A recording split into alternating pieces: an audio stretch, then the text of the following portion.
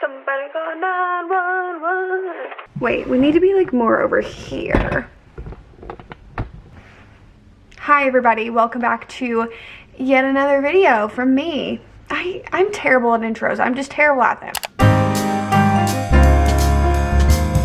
Today, you may be confused. Actually, I'm like always over analyzing my videos for you guys, even though like you guys can read a title. Anyway, today I'm going to be going through your guys' book Icks. Now, the idea that I got from this was because I was thinking of how there was like the TikTok going around where it was like, oh, my icks about this, and then I did like my book icks, and then I was like, you know what, I want to know what your guys' book icks are. So I went on my bookstagram, asked you guys what your guys' book icks were. So if you guys aren't following my socials, this is your sign, your not pre-video, your daily video, no,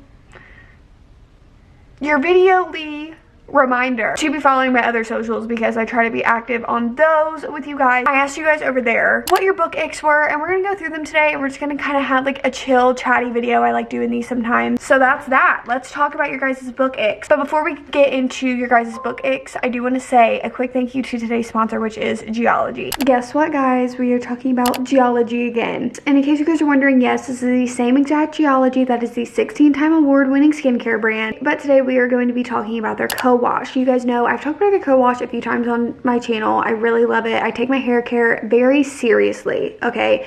Very, very seriously. For those of you who are wondering what a co-wash is, I will explain it to you. Co-wash is basically a specially formulated cream cleanser for your hair. It is formulated to help remove buildup that products can leave on your scalp. Because more often than not, shampoos are actually stripping the essential oils from your hair and your scalp, which that's leaving us feeling dry, okay? Ultimately, when you're investing in the co-wash, you're investing in your hair care skincare, because ultimately hair care is still skincare. Your co-wash focuses on cleansing and nourishing your scalp, and it puts you 100% in control of your clean. You decide how much you use it, when you use it, and however long you want to use it for. You guys may not know this, but typical shampoos use harsh chemicals and sulfates to clean your hair. With Geology's co-wash, you basically are using friction in your scrubbing motion to remove dirt and grime from your scalp, but you're doing it in a healthy and clean way. And Geology does not use any harsh ingredients that you can find in so many typical hair care products. Geology wants your hair to slay all the time. They got your back. Their products are good for all hair types, and they are 100% color safe. It is available in 2 different formulas. There is the cooling formula with tea tree and aloe, and then the one that I use, which is the smoothing co-wash with avocado and coconut. And Geology is best well known for their skincare products, because Geology has super simple and effective skincare products. Skincare products are built around a powerful group of ingredients that have been trusted by dermatologists for literal decades. Geology skincare does so many things for you. It helps you fight acne. It reduces your oiliness, prevents wrinkles, and it can combat dark or puffy under eyes. It can help you have smoother skin and can target signs of aging. One of the best things about Geology is that their pouches are made with 84% less plastic than most traditional packaging, which is helping them create a smaller carbon footprint. I like using the smoothing co-wash whenever my hair is just feeling like a little bit of product buildup, and I use it after a long hard week of dry shampoos, of hair oils, of my shampoo and conditioner, just to get in there and get all of those ingredients out of my hair. If you guys need a quick rundown of their website, all you have to do is go onto their website. You're going to take a quick quiz, just a few questions to help them get some information about you. It's basically a 30-second quiz where you are going to tell them about your hair and your skin. That way they can get a deeper knowledge and get the formulas that are right for you. Their team of dermatologists pick what's best for you, and then it gets delivered to your door. Just as simple as that. Right now, Geology is giving you guys a special offer. You can scan the QR code on screen, or you guys can go to geology.com and use the code Destiny70. They are going to give you 70% off. 70% off their award-winning skincare trial set. On top of that, they are also giving you an exclusive offer on their co-wash whenever you add it to the trial. This is one of the best offers that you will see from them, so make sure to get it before it's gone. Thank you so much to Geology for sponsoring today's video, and let's get into the video. Let's get into this. Hopefully none of you guys hurt my feelings. First one, starting off strong, sticking their tongues out. I can't get over it. I won't. Yeah. I want to say with confidence, with utter and complete confidence, that I have never stuck my tongue out in the way that is described in books, in the way that they are like going back and forth with each other, and then they like stick their tongue out at each other like in a playful-ish way. I don't think I've ever done that in my life. I can confidently say I've never done that, and it does give me the ick. Doesn't Belly do this in the Summer I Turned Pretty books? Isn't that described that she does that a lot? I can't remember. When it's enemies to lovers and they fall for each other really quick within the book. Listen, I've recently gotten this opinion, and don't fight me on this, but I am done saying that rom-coms, like romances that are just plain romances, are enemies to lovers, because I just feel like it's not the right description. I feel like enemies to lovers just solely belongs in fantasy books. When you are reading a rom-com, it is not an enemies to lovers, okay? There isn't some family feud, you've killed somebody that I know, the type of stuff that is in fantasy books that makes a fantasy enemies to lovers. That's not what a rom-com is just because you guys don't get along together at work or you guys have had a disagreement. That's not enemies to lovers. That's just first bad meeting or grumpy sunshine most of the time. Most of the time when they say enemies to lovers, it's a grumpy sunshine. I'm done calling rom-coms enemies to lovers, so I can agree with you within this one as well, because when people do say like, oh, it's an enemies to lovers, and then literally most of the time they get over it like that. Like they get over their stuff so quickly, and I just can't. People who fold their books in half so they're reading from one page.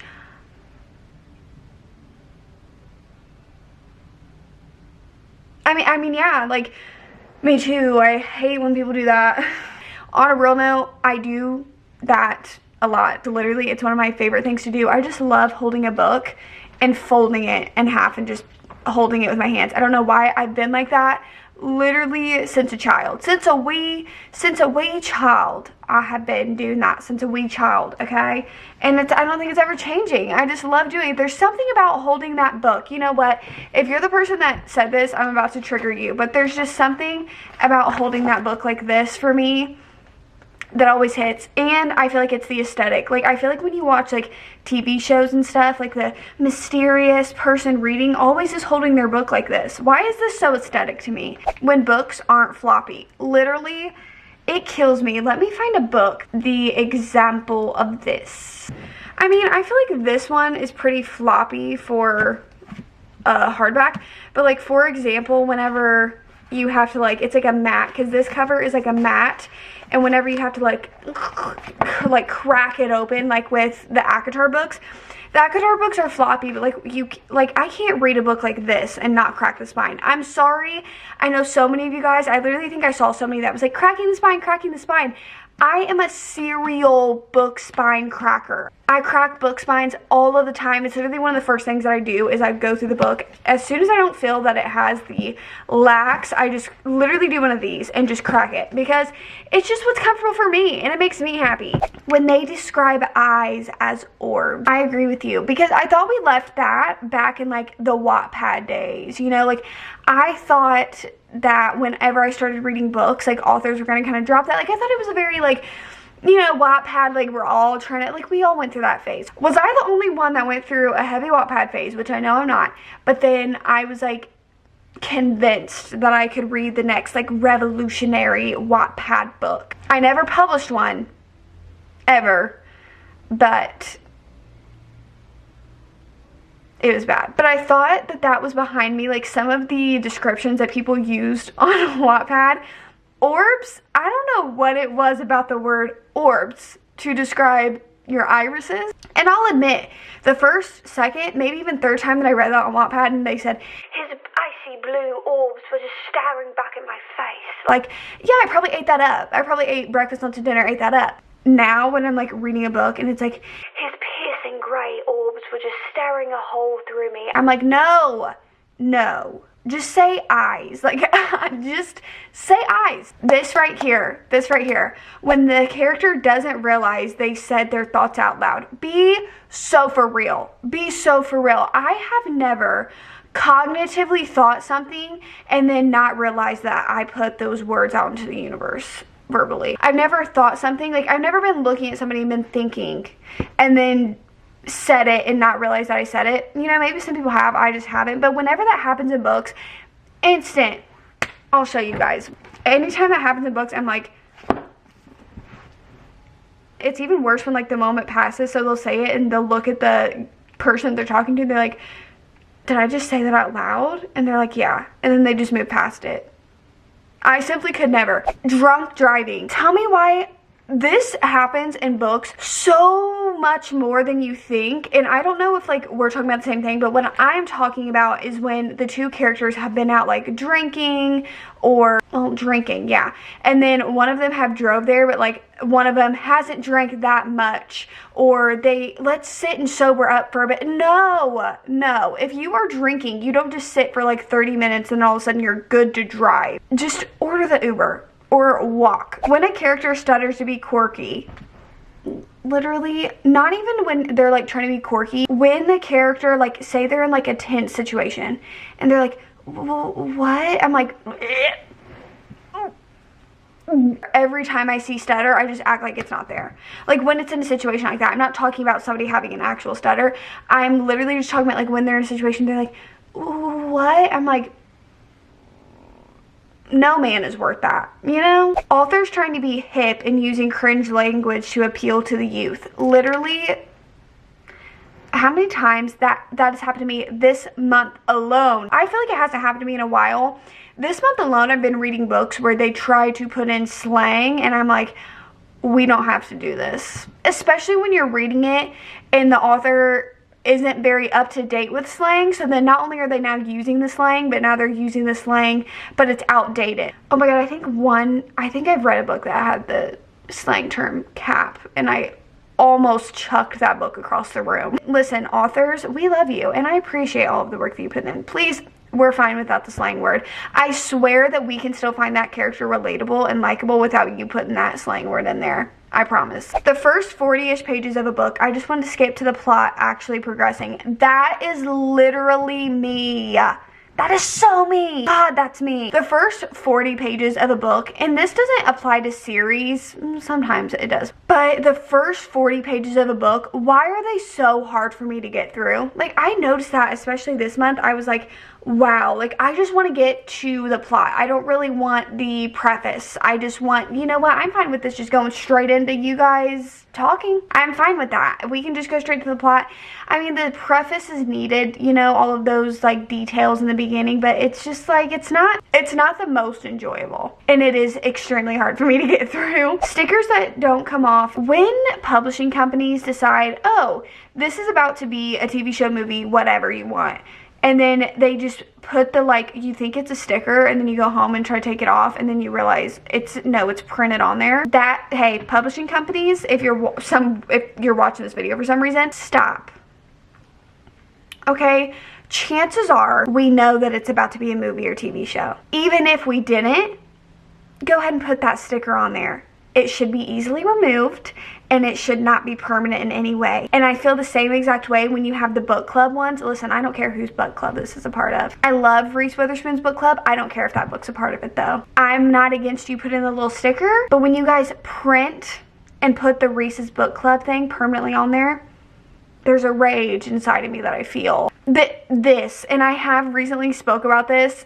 Oh my gosh, this is one of my biggest book icks of all time. When I say of all time, I mean of all time. Mentioning TikTok. Whether that's they're a TikToker, whether they're just mentioning TikTok, whether they're mentioning a TikTok trend. I'm like, listen, I know that TikTok is like basically overtaking our whole entire lives at this point. I desperately don't want to hear about it. I am at this point begging TV shows, movies, books, please. It's not appealing to younger audiences. I don't want to hear about it. I don't want to write about it. And it's not even just TikTok. It's Instagram, it's Snapchat, it's whatever you feel. The only one that I'm not against is Pinterest, because everyone loves Pinterest. Don't put anything else, especially Twitter and especially TikTok. Please. The third act breakup. Let me tell you. The third act breakup is for some reason what every single is the third act breakup is something that is pretty prevalent in every single romance book. And if it's not a third act breakup, it's a third act conflict. So we'll just overgeneralize this as a third act conflict. There's always one. They come in many different shapes and sizes. Miscommunication, third act breakup, sometimes amnesia, sometimes surprise pregnancy trope. Whatever you may, there's always something at that. Do you think things are going good? Don't worry, there will be a bump in the road at some point. Are you just over here with me? Are you just over here with me? Is that what's happening? You just decided to come over here? Love at first sight. Listen. Insta Love? No. I think I've read a few books this month where it was like Insta Love, or obviously like you're reading the book and it's like 200 to 300 pages, right? You feel like it's a lot longer, but then you realize, like, you get to a certain point and then when the big L word comes into play, and then you're like, wait, it's only been a month or like a few weeks. No. Absolutely not. Insta Love is one of the cringiest things that I think I could read in a book. Genuinely, I do not enjoy Insta Love at all. I don't like it. It makes the couple, right when that happens, I stop really rooting for the couple. It just makes them seem like series not matching, like size cover. Literally, listen to me now. That is what happened. If you guys watched my birthday haul video, unboxing video, that's like one of my last videos that I uploaded. I got the Blood and Ash series by Jennifer L. Armentrout. Tell me why the books are different sizes. Like, one of them are tall, the rest of them are short. It is genuinely one of the most heartbreaking things that can happen as a reader when you order a series and it's either like the covers are different, the covers don't line up. It happened to me with, I got Some Kind of Perfect, and this book is actually literally multiple inches shorter than the rest of the books, and it's heartbreaking to look at the shelf and this belong with the series but it'd just be so much shorter. But that's because this is the UK copy. Movie posters on books. This has already happened to Daisy Jones and the Six, where I went to Target the other day and I saw that they started doing the mass market paperback. It's not a need. Easy removable stickers, just slap a sticker on there. Like, please, no one wants to get the movie cover one. The only one that I will say is The Summer I Turned Pretty, the cover where it's just like a faraway shot of them running on the beach. That one's fine. That's literally the only one that is fine with me. And I want to also preface this video, if you've made it this far, if you enjoy any of these things, I am not judging you. This is just my personal opinion. If you enjoy any of these things that I am talking about, I love that for you, and I'm so happy that you have something that you enjoy. This is just me personally. I just want to put that out clear. I am not trying to shame any of you who do enjoy any of these things. I love that for you. Stepbrother dating trope is one of the biggest icks. I think it's in my top 3, and it may even be number 2 of the biggest ick that I have for books, especially book tropes. I think it may be up there with one of my least favorite book tropes. The whole entire step sibling romance thing is, I don't think it will never not be weird to me for me to read personally. It's not it. No, I could never read it and enjoy it. It makes me feel weird inside, and I just could never. The miscommunication trope. Do we even need to talk about it? We all know how much I hate miscommunication in books. And I'm not one to nitpick, because like, you're gonna get miscommunication sometimes. That's life. I miscommunicate, you probably miscommunicate, everyone miscommunicates, so I can't sit here and be like, if there's an ounce of miscommunication, I will riot. However, when there's big miscommunications, and it's not even one that's like, oh, I can see where that would be hard to talk about. It's really just one where they're like, I'm just not gonna say anything. And then it turns into a big issue, and you're just kind of like, why? I just hate it. It causes way too many unsolicited issues, and most of the time, miscommunication is used throughout the plot as a plot device for the third act conflict. Hey, I kind of sounded like a literature major or something. Real people on the cover. I've said this, I don't know how many times. I hate.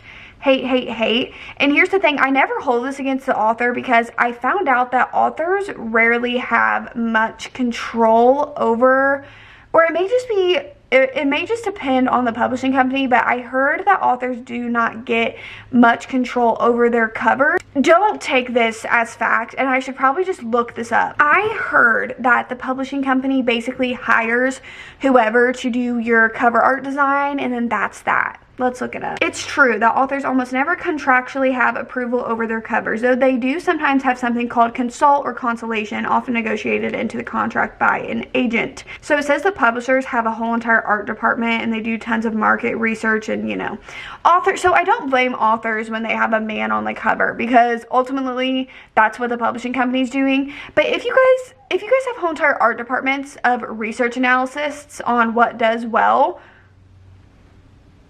people on covers are not it. Long chapters. When I tell you, when I flip through a book and the chapters are long, I feel like a part of me dies a little bit. Like, I just imagine a part of my soul breaking off from me and flying away. I feel like my attention span is not, and here's the thing, it almost doesn't make sense because it's a long chapter and I don't necessarily see why it matters, but there's something that happens within your brain whenever the chapters are short versus long. And it's just, when they're long, you want to know what it is? It's because when you have shorter chapters, it feels like the book is going by faster and you can have like stopping points. But when you have long chapters, I don't know if anyone else feels this, I cannot just stop in the middle of a chapter. Well guys, those were all of our book icks for today's video. I just wanted this video to be a little bit of a chill video, us to sit and chat and have a little fun. Again, I do just want to say that if there are any of these things that we talk about in today's video that you love and that you really enjoy in books, I love that for you with my whole entire heart. I am not trying to shame you, make fun of you in any way. These are my personal opinions, and honestly, my personal opinions mean nothing to which what you should like what you want, love what you want. It does not matter to me. Okay, live your life, be happy. I love ya. So thank you guys so much. Thank you guys for watching today's video, and thank you again to Geology for sponsoring today's video. I love you guys so much, and I will see you guys when I see ya. Bye.